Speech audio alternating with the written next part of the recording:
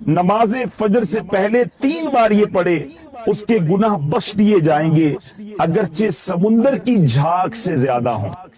استغفر اللہ الذی لا الہ الا ہوا واتوب الیہ۔ سبحان اللہ۔ نماز فجر سے پہلے 3 بار یہ وظیفہ ضرور پڑھ لیجئے۔ حدیث پاک میں نبی پاک فرماتے ہیں لا وضوء لمن لم یصلی علی النبی صلی اللہ علیہ وسلم۔ آقا فرماتے ہیں اس کا وضو نہیں جو نبی علیہ الصلوۃ والسلام پر درود نہ بھیجے۔ اچھا، اب وضو میں درود تو شرط نہیں ہے، تو اس کا کیا مطلب ہوا؟ دیکھیں ایک اور بات اس سے سیکھنے کو مل رہی ہے کہ قرآن و حدیث کو سمجھنے کے لیے ہمیں علماء کرام کی، مفسرین کی، محدثین کی ضرورت پڑتی ہے، ٹھیک ہے نا؟ اس کی انٹرپریٹیشن ہوتی ہے، اس کی تفسیر ہوتی ہے، اس کی شرح ہوتی ہے۔ آج کل کچھ لوگ ایک نیا فینومنا لے آئیں کہ جناب علماء کی کیا ضرورت ہے، خود ہی کتابیں اٹھائیں اور خود ہی پڑھ لیں، قرآن بھی پڑھ لیں اور خود ہی حدیث سمجھ لیں۔ اگر ایسا ہی ہوتا تو مجھے بتائیے پھر ہم ڈاکٹری کی کتاب اٹھاتے ہیں اور آپریشن کرنا شروع کر دیتے۔ بھائی سب سارا طریقہ لکھا ہے اس کے اندر کہ ادھر کاٹنا ہے تو یہ نکالنا ہے، تو آپ ایسے بندے سے آپریشن کروائیں گے جو کتاب کھولے زندگی میں پہلی بار اور کہے جناب اس میں لکھا ہے کہ گردے کا آپریشن کیسا ہوگا اور میں آپ کا کر دیتا ہوں؟ آپ کہیں گے نہیں بھائی، کتاب اور ہے، تجربہ اور ہے، ٹریننگ اور ہے، پریکٹیکل اور ہے، تھیوری اور ہے۔ اچھا یہ ساری باتیں میں دنیا کے کاموں میں سمجھ آتی ہیں۔ بدقسمتی سے قرآن و حدیث میں اتنی مظلومیت ہے کہ جو بندہ الٹی بات کرتا ہے وہ بھی ہم کہتے ہیں بات تو ٹھیک کر رہا ہے، علماء کی کیا ضرورت ہے؟ کیوں ضرورت نہیں ہے؟ دنیا کے ہر سبجیکٹ میں ٹیچر کی ضرورت ہے، کسی گائیڈ کی ضرورت ہے، قرآن و حدیث میں تو زیادہ ضرورت ہے۔ اب صرف اسی حدیث میں دیکھیں نا نبی پاک نے کیا فرمایا کہ اس کا وضو نہیں جو نبی پر درود نہ بھیجے۔ حالانکہ وضو کی شرائط میں درود پاک تو نہیں ہے، اب اس کی شرح پڑھنی پڑے گی، اب علماء سے رجوع کرنا پڑے گا کہ اس کا مطلب کیا ہے۔ سبحان اللہ۔ علامہ عبد الرؤف مناوی رحمۃ اللہ تعالی فرماتے ہیں اس شخص کا وضو مکمل فضیلت والا نہیں جو وضو کے بعد نبی پاک پر درود نہ پڑھے۔ یعنی آپ کا وضو اور برکت والا، فضیلت والا، نور علی نور ہو جاتا ہے جب آپ وضو کرنے کے بعد نبی پاک پر درود بھیجتے ہیں۔ اس کا مطلب یہ ہے۔ تو بہرحال درود پاک کی کیا بات ہے؟ وضو کہتے ہیں نا ظاہری اعضاء کو صاف کرنے والا ہے، درود روح کو پاک کرنے والا ہے۔ درود کثرت سے پڑھتے رہا کریں۔ اللہ کریم قرآن مجید میں ارشاد فرماتا ہے وَإِذْ قُلْتُمْ يَا مُوسَىٰ لَن نُؤْمِنَ لَكَ حَتَّىٰ نَرَى اللَّهَ جَهْرَةً فَأَخَذَتْكُمُ الصَّاعِقَةُ وَأَنْتُمْ تَنظُرُونَ ثُمَّ بَعَثْنَاكُمْ مِنْ بَعْدِ مَوْتِكُمْ لَعَلَّكُمْ تَشْكُرُونَ۔ اس 2 آیتوں کا جو ٹرانسلیشن ہے، ترجمہ کیا بنتا ہے؟ آسان ترجمہ قرآن کنز العرفان۔ اور یاد کرو جب تم نے کہا اے موسیٰ ہم ہرگز تمہارا یقین نہ کریں گے جب تک اعلانیہ خدا کو نہ دیکھ لیں، تو تمہارے دیکھتے ہی دیکھتے تمہیں کڑک نے پکڑ لیا، پھر تمہاری موت کے بعد ہم نے تمہیں زندہ کیا تاکہ تم شکر ادا کرو۔ اب یہ بات کیا ہے؟ یاد رہے کہ حضرت موسیٰ علیہ السلام نے جب کوہ طور پر آپ تورات شریف لینے گئے تھے تو پیچھے بنی اسرائیل نے بچڑے کی پوجا شروع کر دی تھی۔ بہرحال جب انہوں نے پوجا شروع کی، واپس تشریف لائے، انہیں توبہ کروائی، جرم تو سخت تھا، توبہ کا تقاضا پورا کرنے کے لیے بنی اسرائیل کے 70,000 افراد قتل کیے گئے۔ یہ بھی یاد رہے کہ پچھلے زمانے میں توبہ قبول کرنے کے تقاضے بھی اور ہوتے تھے۔ ہم تو آج سچے دل سے توبہ کر لیں پچھلے گناہ معاف ہو جاتے ہیں نا، پہلے زمانے میں توبہ کے الگ الگ تقاضے تھے، قتل کیے جاتے تھے، لوگوں کو جانیں دینی پڑتی تھی۔ ہمارے لیے اللہ نے بڑی آسانیاں کی ہیں۔ بہرحال اب اس کے بعد حضرت موسیٰ علیہ السلام سے رب نے فرمایا 70 افراد سلیکٹ کیجئے اور ان 70 کو لے کر آپ کوہ طور پر آئیں اور وہ 70 اللہ کی بارگاہ میں بھی توبہ کریں، معذرت پیش کریں جو یہ واقعہ ہوا۔ اب آپ نے ان 70 افراد کو سلیکٹ کیا جنہوں نے بچڑے کی پوجا نہیں کی تھی۔ اچھا اب وہ 70 افراد جب کوہ طور پر گئے اللہ کی بارگاہ میں، مگر یہ عجیب لوگ تھے کہ جرم کرتے تھے، ان کو معافی ملتی تھی، شکر ادا کرنے کے بجائے پھر گڑبڑ کر لیتے تھے۔ اب یہاں انہوں نے کیا کیا کہ جیسے ہی کوہ طور پر پہنچے اور طے یہ تھا کہ سب اللہ کی بارگاہ میں توبہ کریں گے، اس واقعے کا معذرت پیش کریں گے، انہوں نے ایک نیا معاملہ کھڑا کر دیا۔ انہوں نے جا کر کہا کہ انہوں نے کیا کہا، اللہ پاک فرماتا ہے وَإِذْ قُلْتُمْ، اور یاد کرو جب تم نے کہا، یعنی اے بنی اسرائیل تم یاد کرو کہ جب تم میں سے 70 افراد کو بلایا گیا اور معاملہ یہ تھا کہ اللہ کی بارگاہ میں معافی مانگنی ہے، کیونکہ جن لوگوں نے بچڑے کی پوجا کی، رب کی نافرمانی کی، اللہ سے معافی مانگنی ہے، تو شکر ادا کرنے کی بجائے الٹا گستاخی کرنے لگے اور کہتے ہیں اے موسیٰ ہم ہرگز تمہارا یقین نہ کریں گے جب تک اعلانیہ خدا کو نہ دیکھ لیں۔ ہم اللہ کو دیکھیں گے پھر معافی مانگیں گے، ہم تمہاری بات نہیں مانتے۔ اللہ کی آواز آتی تھی، اللہ سے کلام ہوتا تھا، ہم دیکھ نہیں پا رہے اللہ کو، جب تک اللہ کو نہیں دیکھیں گے اے موسیٰ ہم تمہاری بات نہیں مانیں گے۔ اللہ اکبر، جب ایسی گستاخی والا انداز اختیار کیا تو قرآن کیا کہتا ہے فَأَخَذَتْكُمُ الصَّاعِقَةُ وَأَنْتُمْ تَنظُرُونَ، قرآن کہتا ہے تو تمہارے دیکھتے ہی دیکھتے تمہیں کڑک نے پکڑ لیا، یعنی آسمان سے بجلی کڑکی، بجلی گری اور دیکھتے ہی دیکھتے یہ 70 کے 70 افراد باری باری موت کے گھاٹ اتر گئے۔ اب یہ بڑا اہم کوسچن ہے، اللہ کو دیکھنے کی تمنا کرنا تو گستاخی نہیں ہے؟ حضرت موسیٰ نے خود تمنا کی تھی، اے اللہ میں تجھے دیکھنا چاہتا ہوں، لن ترانی، وہاں سے حکم ہوا تھا نا۔ حضرت موسیٰ نے تو کہا تھا ربی ارینی، اے میرے رب مجھے جلوہ دکھا، اور وہاں سے کیا فرمایا گیا لن ترانی، تم مجھے ہرگز نہیں دیکھ سکو گے۔ پتا چلا کہ یہ جو دیدار کا شوق ہے یہ تو بڑی اچھی بات ہے، اور سبحان اللہ نبی پاک علیہ السلام کی ایک حدیث بھی ہے، اللہ کے حبیب علیہ السلام فرماتے ہیں جو اللہ پاک سے ملاقات کو پسند کرتا ہے اللہ پاک بھی اس کی ملاقات کو پسند فرماتا ہے۔ اچھا اس میں دو باتیں ہیں، ایک تو زندگی میں تمنا کرنا، یہ بات یاد رکھیے کہ اپنی آنکھوں سے کوئی رب کو نہیں دیکھ سکتا، یہ شان تو نبی پاک کو ہی نصیب ہوئی ہے، ہاں یہ تو آقا کے سوا کسی کو مرتبہ نہیں ملا، لیکن خواب میں اللہ کے دیدار کی تمنا کی جا سکتی ہے۔ انشاءاللہ جنت میں تو دیدار ہوگا ہی ہوگا، انشاءاللہ جنت میں جائیں گے تو یہ تمنا کرنا۔ اور اس میں ایک اور علماء بات فرماتے جو اللہ سے ملنے کی، اللہ سے ملاقات کا جو شوق ہے نا، ایکچولی اس سے مراد یہ ہے کہ بندہ آخرت کی طرف رغبت رکھے۔ کچھ لوگوں کو موت سے بڑا ڈر لگتا ہے، ان سے جب بھی بات کرو نا بھائی مرنا ہے، وہ کہتے ہیں یار مرنے کی بات نہ کیا کرو، قبر میں جانا ہے بھائی قبر میں جانے کی بات نہ کیا کرو، جنت دوزخ کی بات کریں، اس سے گھبرانا نہیں چاہیے، موت تو مومن کے لیے تحفہ ہے۔ اچھا مجھے ایک بات بتائیں، ہم مرنے کی بات کرنا چھوڑ دیتے ہیں، کیا مرنے سے بچ جائیں گے؟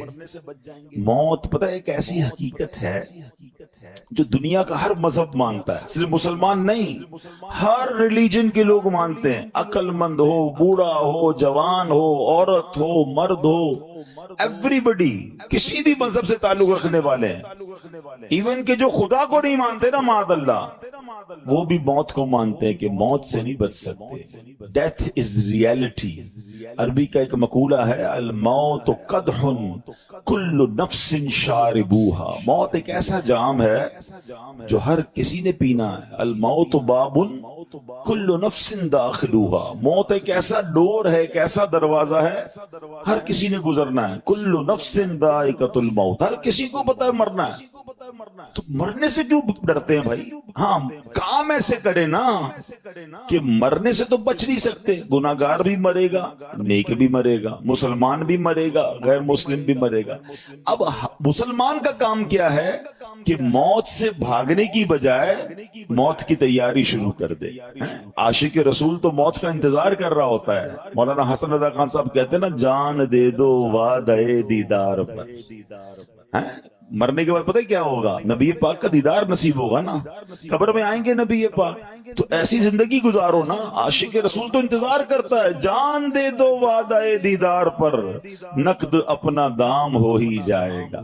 ایک اور شاعر لکھتے ہیں نا قبر میں سرکار آئیں تو میں قدموں پر گروں گر فرشتے بھی اٹھائیں۔ ہم تو درود و سلام پڑھنے کی عادت اس لیے ڈال رہے ہیں کہ جب نبی پاک کا دیدار ہوگا تو درود و سلام پڑھیں گے، قیامت کے دن اللہ کا دیدار ہوگا، جنت میں رب کا دیدار ہوگا، اللہ سے ملاقات کا شوق ہونا چاہیے۔ آپ نے دیکھا ہوگا، اس کو اس طرح سمجھیے، جو اسٹوڈنٹ لائف گزاری جنہوں نے، جن کی جس سبجیکٹ کی پکی تیاری ہو، پورا پیپر یاد ہو، اور ان کا امتحان قریب آنے والا ہو، ان کو مزہ آ رہا ہوتا ہے، یار آج تو بڑا، اور اس امتحان کی کسی دن ڈیٹ چینج ہو جائے، اسٹوڈنٹ بولتا ہے یار اتنی اچھی تیاری کی تھی، میں تو بڑے اچھے نمبر لینے والا تھا، یہ کدھر چینج ہو گیا؟ اور جس کو تیاری نہ ہو وہ کہتا ہے کسی طرح ڈیٹ تبدیل ہو جائے، کسی طرح باری نہ آئے، میرا امتحان ہی نہ ہو۔ فرق ہے نا، دونوں اسٹوڈنٹ سے فرق ہوتا ہے۔ جس کی تیاری مضبوط، وہ انتظار میں بیٹھا ہے جلدی امتحان آئے، جلدی گریڈ لوں، جلدی انعام ملے گا، جلدی جناب آگے جاؤں گا۔ تو مومن ایسی لائف گزارے کہ موت آنی ہے، اس سے بچ نہیں سکتے، اب مرنا ہے، ایمان سلامت لے کے جاؤں، قبر میں نبی پاک کے جلوے ہوں گے، قیامت کے دن پیارے آقا کی شفاعت ہوگی اور پھر جنت کی نعمتیں ملیں گی۔ تو کتنی پیاری حدیث ہے کہ جو اللہ پاک سے ملاقات کو پسند کرتا ہے، اللہ پاک بھی اس کی ملاقات کو پسند فرماتا ہے۔ ایک اور حدیث قدسی میں ہے، نیک لوگ مجھ سے ملنے کا بہت شوق رکھتے ہیں اور میں ان کی ملاقات کا ان سے زیادہ مشتاق ہوں۔ رب بھی ملنا چاہتا ہے نیک لوگوں سے، اے ہائے، تو ایسے بن جاؤ نا کہ جو بندہ رب سے ملنا چاہے۔ تو اب سوال یہ ہو گیا کہ جناب اللہ سے ملاقات یا اللہ کا دیدار تو بڑی اچھی تمنا تھی، پھر بنی اسرائیل کو سزا کیوں ملی؟ What is the difference? حضرت موسیٰ بھی مانگ رہے تھے۔ چلے ایک اور عشق والی بات بھی سن لیں، کلیم اللہ اور حبیب اللہ کا فرق بھی سمجھ لیں۔ حضرت موسیٰ نے کیا کہا؟ ربی ارینی، اے اللہ میں تجھے دیکھنا چاہتا ہوں۔ ارشاد کیا ہوا؟ لن ترانی، اے موسیٰ تم مجھے نہیں دیکھ سکو گے۔ اچھا، یہ لاجیکلی بات بھی ہے کہ جس سے بات ہو نا، اور پیار بھی ہو، عزت بھی ہو، اور دیکھا نہ ہو، تو دیکھنے کی تمنا اور بڑھ جاتی ہے۔ دنیا میں بھی ہوتا ہے، آپ کسی سے بات کریں اور کبھی دیکھا نہ بندے کہ دیکھے تو سی کون ہے، وہ اللہ سے بات ہو رہی تھی، تو حضرت موسیٰ نے ریکویسٹ کی، ارشاد ہوا موسیٰ نہیں دیکھ سکو گے۔ ریکویسٹ دوبارہ ہوئی، پہاڑ پر تجلی نازل کی گئی، حضرت موسیٰ اس تجلی کی تاب نہ لائے اور بے ہوش ہو گئے۔ کلیم اللہ ہیں، دیدار نہ کر سکے، سمجھیے گا بات کو۔ اور جو تجلی تھی اس کا جو بھی جلال کہیں، ہیبت کہیں، آپ انکانشیس ہو گئے، بے ہوش ہو گئے۔ یہ کون ہے؟ کلیم اللہ۔ حضرت موسیٰ وہ ہیں قرآن میں سب سے زیادہ جن کا ذکر آیا ہے، جس نبی کا سب سے زیادہ قرآن میں ذکر ہے نا، وہ حضرت موسیٰ ہے۔ اتنا بڑا مرتبہ ہے۔ مگر آؤ حبیب اللہ کی بات کرتے ہیں۔ یہاں ریکویسٹ ہے، وہاں نبی پاک 27 رجب المرجب ہے، اور ام ہانی رضی اللہ تعالی عنہا کے گھر مکہ پاک میں آرام کر رہے ہیں، اور جبریل امین کو بھیجا جاتا ہے کہ جاؤ میرے محبوب کو میرے پاس لے آؤ۔ وہاں ریکویسٹ ہے، یہاں بلایا جا رہا ہے، وہاں دیکھ نہ سکے، اور وہاں رب نے اپنے پاس بلا کر نہ صرف دیدار کروایا بلکہ نہ جانے کتنا کچھ عطا فرمایا۔ اب فرق دیکھیے، ہم صلاۃ والسلام میں شعر پڑھتے ہیں نا، فرق مطلوب و طالب کا دیکھے کوئی، قصہ طور و معراج سمجھے کوئی۔ ڈفرنس کیا ہے؟ قصہ طور و معراج سمجھے کوئی، کوئی بے ہوش جلووں میں گم ہے کوئی۔ حضرت موسیٰ تو بے ہوش ہو گئے تھے نا، کوئی بے ہوش جلووں میں گم ہے کوئی، کس کو دیکھا یہ موسیٰ سے پوچھے کوئی، آنکھ والوں کی ہمت پہ لاکھوں سلام۔ یہ فرق ہے کلیم اللہ اور حبیب اللہ میں۔ لیکن دوبارہ اسی بات پر آتے ہیں کہ جناب ایک طرف تو انبیاء تمنا کر رہے ہیں دیدار کی، اور اللہ اپنے حبیب کو دیدار بھی کرا رہا ہے۔ بنی اسرائیل نے بھی تو ریکویسٹ ہی کی تھی، مگر یہ ریکویسٹ ادب والی نہیں تھی، یہ ریکویسٹ گستاخی والی تھی، ایک ٹرائل تھا، ایک اللہ کے نبی پر اعتماد نہ کرنا تھا۔ ہم تمہاری بات نہیں مانیں گے۔ کیا کہا تھا انہوں نے؟ قرآن کی آیت کیا ہے؟ وہ کہتے ہیں وَإِذْ قُلْتُمْ يَا مُوسَىٰ لَن نُؤْمِنَ لَكَ حَتَّىٰ نَرَى اللَّهَ جَهْرَةً، کہتے ہیں اے موسیٰ ہم ہرگز تمہاری بات کا یقین نہیں کریں گے جب تک اعلانیہ خدا کو نہ دیکھیں۔ یعنی اللہ کے نبی پر بھروسہ نہیں کیا، اس کی وجہ سے وہ 70 کے 70 لوگ مارے گئے۔ وہ پھر الگ بات ہے کہ حضرت موسیٰ نے دعا کی کہ اللہ اگر یہ مارے گئے تو میں لوگوں کو کیا جواب دوں گا، یہ تیری بارگاہ میں آئے تھے اللہ کے، اللہ نے ان کی ریکویسٹ قبول کی، انہیں پھر زندہ فرما دیا۔ اور وہ زندہ کرنے کی جو بات تھی وہاں بھی قرآن کہتا ہے ثم بعثنا بَعَثْنَاكُمْ مِنْ بَعْدِ مَوْتِكُمْ لَعَلَّكُمْ تَشْكُرُونَ، پھر تمہاری موت کے بعد ہم نے تمہیں زندہ کیا تاکہ تم شکر ادا کرو۔ مردے بھی زندہ اس لیے کہ شکر ادا کرنا ہے۔ اچھا یہ ایک اور بات بھی سمجھ لیجئے کہ اللہ کے جو مقرب بندے ہوتے ہیں نا، ان کی دعاؤں کی برکت ایسی ہوتی ہے کہ مردے بھی زندہ ہو جاتے ہیں۔ قرآن کے اس واقعے سے یہ بھی سیکھنے کو ملا نا، ان کو تو موت آ چکی تھی، حضرت موسیٰ کی ریکویسٹ پر، آپ کی دعا پر اللہ نے پھر انہیں زندہ کر دیا۔ تو اللہ والے چاہیں تو ان کی شان ہی نرالی ہوتی ہے۔ جب کلیم اللہ کی دعا میں یہ اثر ہے تو حبیب اللہ کی دعا کا عالم کیا ہوگا؟ چاہیں تو اشاروں سے اپنے کایا ہی پلٹ دے دنیا کی، چاہیں تو اشاروں سے اپنے کایا ہی پلٹ دے دنیا کی۔ یہ شان ہے ان کے غلاموں کی، سرکار کا عالم کیا ہوگا؟ سرکار کا عالم کیا ہوگا؟ کہ جاگتی آنکھوں کے ساتھ اللہ پاک کا دیدار یہ ممکن نہیں، یہ جائز نہیں۔ صرف پیارے آقا علیہ الصلوۃ والسلام کو یہ رتبہ ملا ہے کہ جن کو جاگتی آنکھوں سے اللہ کا دیدار نصیب ہوا، تو جاگتی آنکھوں سے اللہ کے دیدار کی دعا ہم نہیں کر سکتے۔ ہاں دل میں یہ شوق رکھے، کیا خبر خواب میں کبھی کرم ہو جائے، اللہ پاک ہمیں سبحان اللہ جنت میں جو سب سے بڑی نعمت جنتیوں کو ملے گی نا، سب سے بڑی نعمت وہ اللہ کا دیدار ہوگا۔ ہاں اللہ نیکوکاروں کو اپنا دیدار عطا فرمائے گا کہ نبی پر اعتماد کرنا یہ ایمان کی جان ہے۔ جنہوں نے اعتماد نہیں کیا وہ برباد ہوئے۔ اب ہم مسلمان ہیں اور ہمارے نبی اللہ کے آخری نبی اور سب سے افضل نبی ہیں، امام الانبیاء ہیں صلی اللہ تعالی علیہ وسلم۔ تو اب نبی پاک پر ایمان کیسا ہونا چاہیے، ان کی باتوں پر یقین کیسا ہونا چاہیے، اعتماد کیسا ہونا چاہیے، بلیف کیسا ہونا چاہیے، یہ اب سمجھ لیجئے کہ سچا پکا مسلمان وہ ہوتا ہے جو اللہ اور رسول کے فرمان کے مقابلے میں اپنے دل، دماغ، آنکھ، کان وغیرہ کی نہیں سنتا، بلکہ جو کچھ فرما دیا جائے اس کو دل کی گہرائی سے چپ چاپ حق سمجھ کر مان لیتا ہے۔ یہ اعتماد ہے، یعنی نبی کے فرمان پر پکا یقین، یہ ایمان کی جان ہے۔ جو اللہ اور اس کے رسول کے ارشادات پر بن دیکھے ایمان لاتے ہیں، قرآن میں رب ان کی تعریف ارشاد فرماتا ہے۔ بڑی اہم بات کرنے جا رہا ہوں، یہ آج کے سینیریو میں بہت ضروری ہے سمجھنا، ینگسٹر زیادہ سمجھیے۔ قرآن کیا کہتا ہے؟ الذین یؤمنون بالغیب، وہ لوگ جو بغیر دیکھے ایمان لاتے ہیں۔ ٹھیک ہے، اس آیت کے تحت مشہور مفسر قرآن مفتی احمد یار خان نعیمی فرماتے ہیں اللہ اور رسول پر اعتماد ہونا ایمان کی حقیقت ہے۔ چیز کو دیکھ کر یا سن کر تو ہر کوئی مان لیتا ہے، جو چیز غیب میں ہو، عقل میں نہ آئے، اس کو صرف اس لیے مان لینا کہ یہ اللہ اور اس کے رسول کا فرمان ہے، یہ اس بات کی دلیل ہے کہ اس کے دل میں اطاعت ہے۔ اب مزید فرماتے سچ پوچھو تو ایمان کی جان تو یہ ہے کہ نبی پاک کی خبر پر اپنے حواس یعنی آنکھ، کان، عقل، دماغ سے زیادہ اعتماد ہو۔ یعنی میں اور آپ دیکھ رہے ہیں کہ ابھی دن ہے، اور اگر نبی پاک فرما دے نا رات ہے، تو ہمیں کہنا میری آنکھ جھوٹی ہے، میرے آقا سچ فرما رہے ہیں۔ یہ ایمان ہے نا۔ اچھا ایک بڑی لاجیکلی بات ہے، آج کل لوگ اپنی عقل اور ہوشیاری سے دین کے احکام کو ریلیٹ کر رہے ہیں، لاجک ڈھونڈ رہے ہیں اور جناب اس پر بحث کر رہے ہیں۔ مجھے ایک بات بتائیں، آپ اگر مسلمان ہیں، الحمدللہ ہم مسلمان ہیں، ہم میں سے کس نے اللہ کو دیکھا ہے؟ نہیں دیکھا، ہم مانتے ہیں اللہ ایک ہے۔ کس نے نبی پاک سے ملاقات کی ہے؟ ہم نے ملاقات نہیں کی، ہم کہتے ہیں اللہ کے نبی ہیں، آخری نبی ہیں، یہ بھی مانتے ہیں۔ ہم میں سے کسی نے بھی جبریل امین کو قرآن لاتے ہوئے نہیں دیکھا، ہم کہتے ہیں ہاں جبریل امین ایک فرشتے بھی ہیں، فرشتوں کے سردار بھی ہیں، ایمان ہے نا۔ اچھا پھر قرآن اللہ کی کتاب ہے، ہم نے اترتے نہیں دیکھی، ہم مان رہے ہیں۔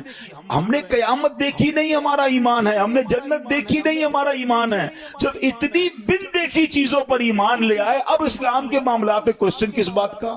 تو ہمارا تو معاملہ یہی ہے، ایمان کا تقاضا یہ ہے کہ میری عقل تھوڑی ہے، عقل میں آ گیا تو یا اللہ اللہ تیری مہربانی، نہیں آیا تو جو اللہ نے فرمایا وہ حق، جو قرآن نے فرمایا وہ حق، جو نبی پاک نے فرمایا وہ حق ہے۔ ہمارا کام ہی اعتماد کرنا ہے۔ یہ آج کے دور میں جو دماغوں میں سوئی چبوئی جا رہی ہے اور جناب لاجک کے پیچھے لگایا جا رہا ہے، کچھ لوگوں کو آج اسلامی احکام سمجھ نہیں آ رہے کہ یار یہ سمجھ نہیں آتا کہ جناب وراثت میں مرد کو 2 حصے کیوں ہیں، عورت کو 1 حصہ کیوں ہے۔ مولانا صاحب ذرا اس کی لاجک تو بتائیں، یہ مرد کو طلاق کا حق کیوں دیا گیا، عورت کو طلاق کا حق کیوں نہیں دیا گیا؟ حضرت ذرا اس کے بارے میں بتائیں۔ جناب یہ جناب فلاں شریعت کا حکم کیوں ہے، ہمیں سمجھ نہیں آ رہا۔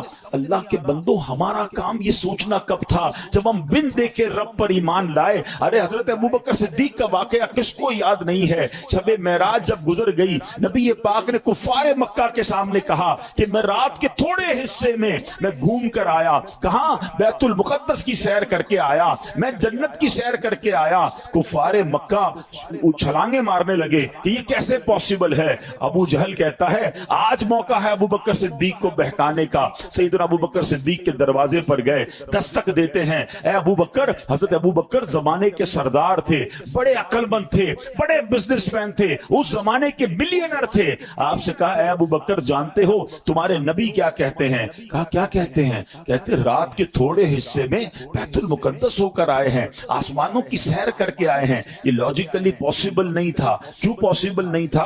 کہ کوئی فیضان غوث پاک میں عشاء کی نماز پڑھے اور فجر کی نماز میں آ کر امام صاحب سے آ کر کہے کہ میں رات امریکہ ہو کر آیا ہوں، تو امام صاحب کہیں جہاز میں بھی جاؤ تو اتنی جلدی واپس نہیں آتے۔ لاجیکل پاسبل نہیں ہے۔ نبی پاک بیت المقدس کی بھی بات کر رہے ہیں، جنت کی بھی بات کر رہے ہیں، آسمانوں کی سیر کی بات بھی کر رہے ہیں۔ صدیق اکبر نے کیا کہا؟ کہتے ہیں کیا واقعی میرے آقا کہتے ہیں؟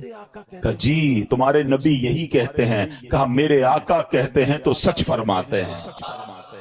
صدیق اکبر نے کوئی کوشچن نہیں کیا کہ لاجیکلی کیسے پاسبل ہے۔ عقل کہتی ہے پاسبل نہیں ہے، مگر میری عقل تھوڑی ہے، مصطفیٰ کہتے ہیں تو یقیناً پاسبل ہے۔ نبی پاک اب وہاں صدیق اکبر سے پوچھا گیا اے ابو بکر اتنی بڑی بات کیسے مان رہے ہو؟ کیا شاندار جواب دیا، اور یہ جواب ہم سب کا ہونا چاہیے۔ وہ کہتے میں تو اس سے بڑی بڑی باتیں مانتا ہوں۔ میرے آقا کہتے ہیں آسمان سے فرشتے آتے ہیں، مجھے قرآن کی خبریں دیتے ہیں۔ ارے جس نبی کی آسمانی خبروں کو مان لیتا ہوں، اگر وہ آقا فرما رہے ہیں بیت المقدس سے ہو کر آیا ہوں تو پھر میں کیوں نہ مانوں؟ سبحان اللہ۔ صدیق اکبر نے رہتی دنیا کو یہ میسج دیا ہے، کاش یہ ہم بھی سیکھ جائیں، ہماری اولاد اور بچوں کو سکھا کے چلے جائیں کہ عقل مانے یا نہ مانے، اگر قرآن و حدیث کا کوئی حکم ہے تو ہمیں اس پر عمل کرنا ہے۔ میری آپ کی عقل تھوڑی ہے۔ صدیق اکبر نے کیا کیا؟ پریکٹیکلی وہ پنجابی لوگ کہتے ہیں نا، وہ والا جملہ سکھا دیا۔ وہ کہتے ہیں اسی منن والے ہیں، سوچن والے نہیں ہیں۔